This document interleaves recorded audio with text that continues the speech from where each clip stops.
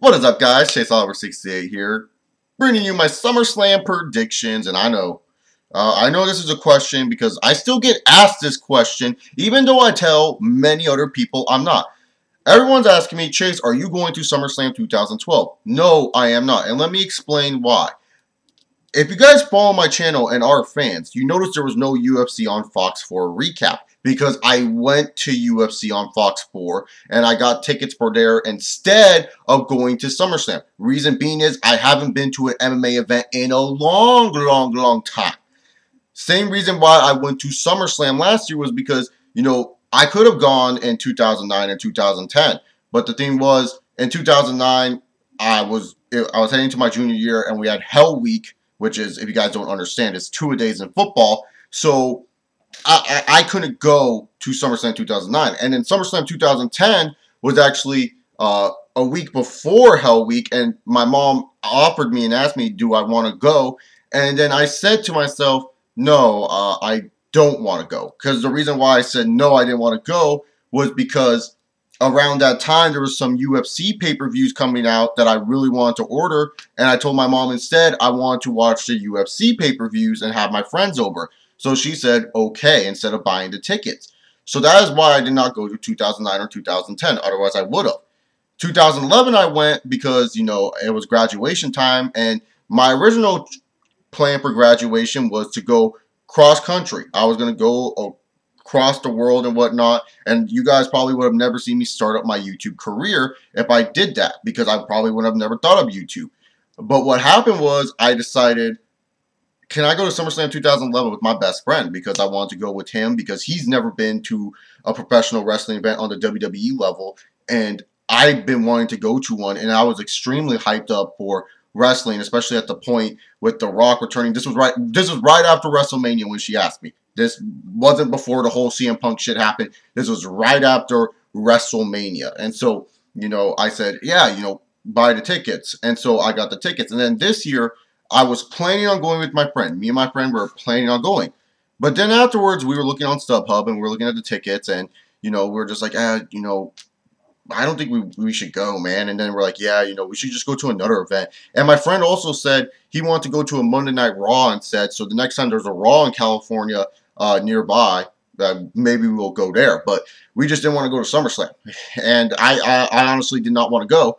And I was judging back and forth, should I go? Should I not? But I will still be attending Access. I know a lot of people are saying, oh, this is uploaded Friday. I will be at Access, so if you see me there, give me a hi. Hey, what's up? I will still be going. I think I'm going on Saturday, that is for sure. So yeah, hopefully you guys see me there, and if you don't, sorry. But yeah, pretty much, let's get started talking about SummerSlam. I just want to explain that out of the way so people don't keep asking, especially people who are in the LA area want to meet me. Just meet me at Saturday at Access. In the morning, because I'm not going to be there at night. Next, so let's start off with the matches. The pre-show match is Santino Marella versus Antonio Cesaro. Now, a lot of you guys know, I'm not a fan of Santino's United States Championship reign. I'm not a fan of how he's not doing shit as United States Champion. And recently, he's been put in a feud with Antonio Cesaro. Antonio Cesaro has been beating Santino. And now I know a lot of fans are craving and saying, give the belt to Antonio Cesaro. Give it to Claudio Castagnoli. And I'm one of those fans. But then I think in my fucking head and say this, well, what's the difference with Antonio holding the belt instead of a Santino? There is no difference. I know everyone's going to be like, in-ring work, he puts on better matches, he cuts better promos and all this other shit. The thing is, the WWE won't book him right as United States Champion. The WWE will not make him look as a credible United States Champion. And to me, it's showing it right here. This is being showed as the pre-show match, not even on the main card. If you can extend this feud a little bit longer and actually give it really good build and make it shown on Monday Night Raw, yeah, go right ahead. Put the belt on Claudio. But the thing is, not a lot of fans have been exposed to Claudio because he's on SmackDown. And yes, I know SmackDown draws like a 2.1 rating, but still, that's not enough. You gotta expose this guy on the mainstream exposure on live TV. That's why, see, the thing is, many fans don't understand. Yes, we want better champions. I understand. Yes, we want more matches for the champions. We want the belts to matter. But the WWE is going to put on the guys on TV. It doesn't matter if we like them or not. As champions, they're going to put on the guys on TV that they feel are mainstream, live, ready. And Claudio, just to me, does not feel like he's on that level yet. Can he get to that level? Yes, he can. But the thing is, even if they give him the United States belt, he himself, just holding it, won't bring prestige back to that belt. Because they're going to book him just like how they booked Santino. So to be honest, I'm predicting Santino to win. But if they do expose this feud onto Monday Night Raw, and Night of Champions is coming soon, who knows? Claudio or Antonio can win his title. But I'm just saying Santino is retaining. Next up, we got my boy R-Truth, Little Chris, with Kofi Kingston facing against the primetime players. Titus O'Neil and Darren Young. I always say Titus Young. Fucking Lions receiver. But anyways, do I really need to spell it out? Primetime players are not winning. They aren't. Losing AW hurt them tremendously. Darren Young, R-Truth and Kofi Kingston to retain. Yeah, buddy. In a random IC title match, Miz versus Rey Mysterio, and in all honesty, you guys know this. Rey was probably put on this card because, California's Latino, full of Latinos, you know what I'm saying. He's just there for marketability purposes. People will see Rey Mysterio and say, oh, look, it's Rey Mysterio, yay. And people will see The Miz. To be honest, The Miz is not going to lose his IC title belt, but it's really good that he's facing a guy like a Rey Mysterio. If Rey does win the belt, I am really going to question what the hell, what was the point of, putting the belt on The Miz in the first place. I just don't understand, but I think The Miz is going to retain. It's kind of foregone that The Miz will retain. So, yeah. But this should be an entertaining matchup nonetheless. Next up, the match I'm looking forward to the most, Dolph Ziggler facing up against Chris Jericho. And, the feud started off well. A lot of internet fans probably popped a huge boner, because it's Dolph Ziggler and Chris Jericho in ring action. And so everyone was just, excited. And besides the fact that this is going to be a good in-ring match, there's a lot of good things coming out of this. We actually got a well-built feud out of this. We actually have, Dolph trying to, learn from a Jericho. And ultimately, this could be a make-or-break match for Dolph. Now, a lot of people think Dolph needs to win this match. Dolph does not need to win this match. He pinned Jericho on Monday Night Raw. Dolph can lose this match in a way where he costs himself or Vicky cost him.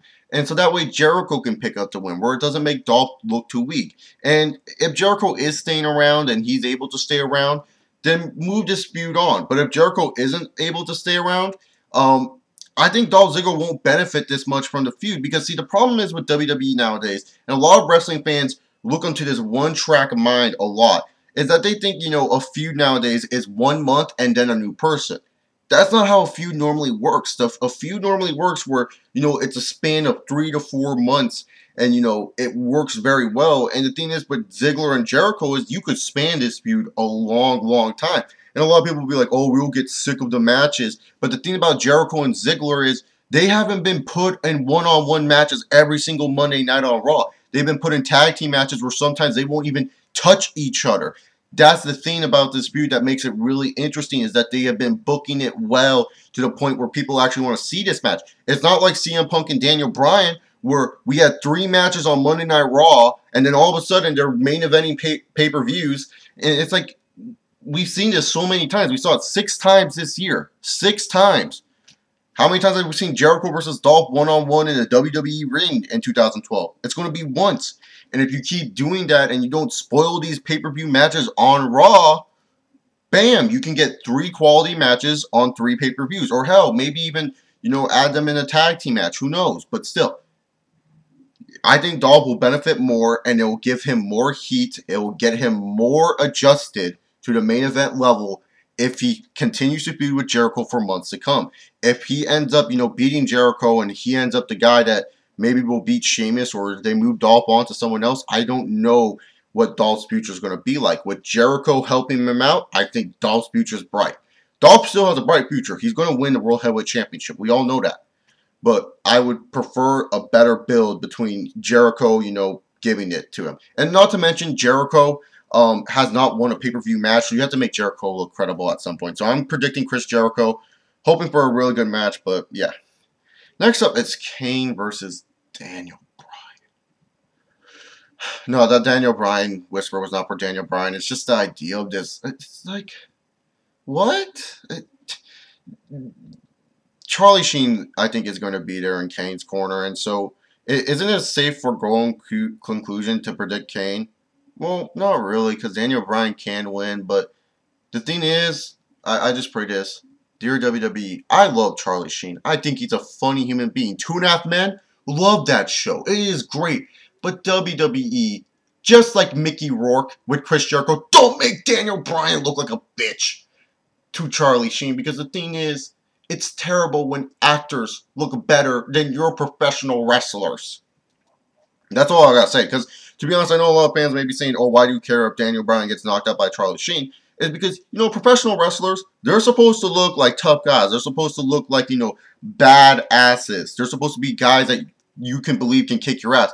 If Charlie Sheen comes up to Daniel Bryan, a guy who knows thousands of submission holds, a guy that kind of looks like he can kick your ass, you know, kind of. He doesn't look like the most brooding guy, but the thing is, they're supposed to be believable. If a guy like Charlie Sheen, a dude who has never, ever done anything action-oriented, is known as a stand-up comedian, known as a crazy bat, comes in and knocks out Daniel Bryan or does something to Daniel Bryan, that's not believable. And I know a lot of guys are going to say, what about when Hugh Jackman knocked out Dolph Ziggler? Have you seen Hugh Jackman? You've seen the movies he's done, right? Wolverine, you could tell this guy's a badass. It's fine when guys like Hugh Jackman come in and knock the shit out of, you know, Dolph Ziggler. That's fine. He looks like a badass.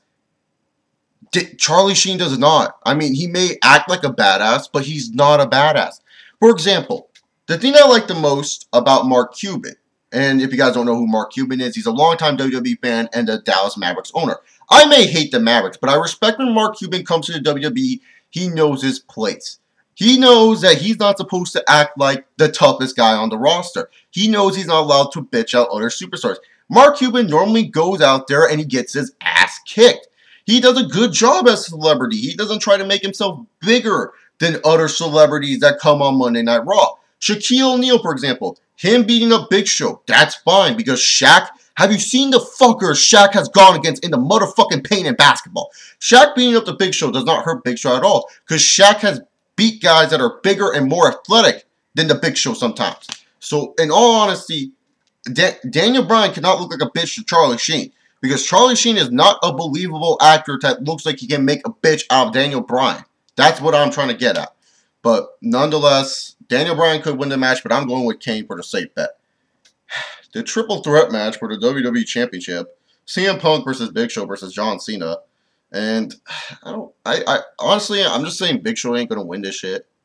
I think he's in there just to be the guy to get pinned, to be honest. I mean, you know, Cena and Punk ain't getting pinned, and Big Show, you know, if they did give it to the Big, well, I would say give it to the Big Show if Punk was still a face, but he's a heel or he's something. To be honest, I'm just going to predict Punk and, you know, I don't know. I'm just going to say CM Punk. I really don't know how to go in depth with this because, to be honest, I just look at this and either situation ends up being Cena versus Punk at the next pay-per-view anyways, which I'm fine with because they always put on good matches and their characters work well with each other to put up some decent quality TV. So I'm fine with that. And yeah, so let's just move on. Oh yeah, there's a World Heavyweight Championship match, but WWE was like, LOL, let's remove it, but add it back anyways. And that's Sheamus versus Alberto Del Rio. And to be honest, either if Del Rio is the guy to beat Sheamus, he's just going to be the fall guy to Dolph. Does that make Dolph a face then? I don't know, but I don't see Sheamus losing here. The only guy I can see Sheamus losing to is Randy Orton. So to be honest, Sheamus for the win. That's it. Moving on to the main event of the evening, the Perfect Storm in the Burial Division of the WWE. Brock Lesnar versus the Game Triple H. And am I excited for this matchup? Do I want a wrestling match or a fake UFC fight? Wrestling match. Why don't I want a fake UFC fight? Because this is professional wrestling.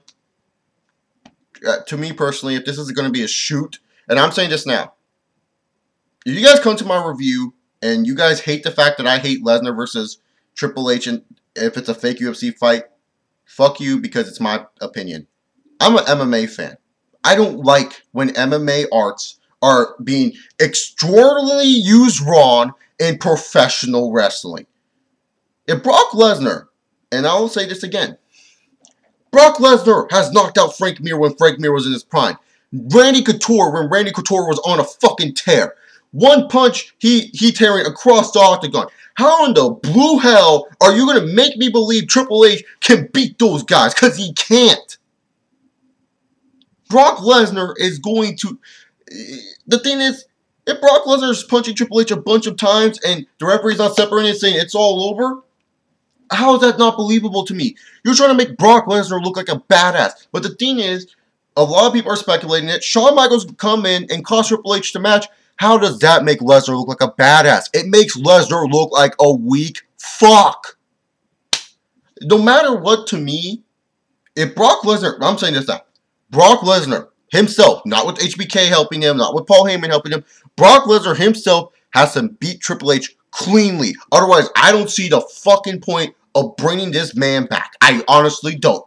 I honestly 100% don't know what was the point if Brock Lesnar does not beat Triple H cleanly. If Shawn Michaels come in, how is Brock Lesnar? It just basically shows Brock Lesnar can't beat Triple H by himself. That makes no sense. Honestly, I'm a little bit excited for this. If it's a wrestling match, bam! If it's a fake MMA fight, sorry, just how I view it. I don't like fake MMA. If you guys want to make this into a fight, make it into a fight. Put them in a cage. Have it where there's a referee in the cage and treat it like an MMA fight. Don't try to put this bullshit on here. And I'm going to be surprised to see what the gate is for SummerSlam 2012 this year promoting a fake fight. Because the UFC pulled a huge gate for Staples Center. Sold out. I had no breathing room. At SummerSlam 2011, I had breathing room. UFC 2012, I was like this. So, I'm just saying. I just don't want to see a fake fight. If you guys like this video, subscribe up above. Tell me your predictions for SummerSlam. Check out CO Live videos. Check out my Twitter at ChaseOliver68. This is Chase, and I'll see you all later.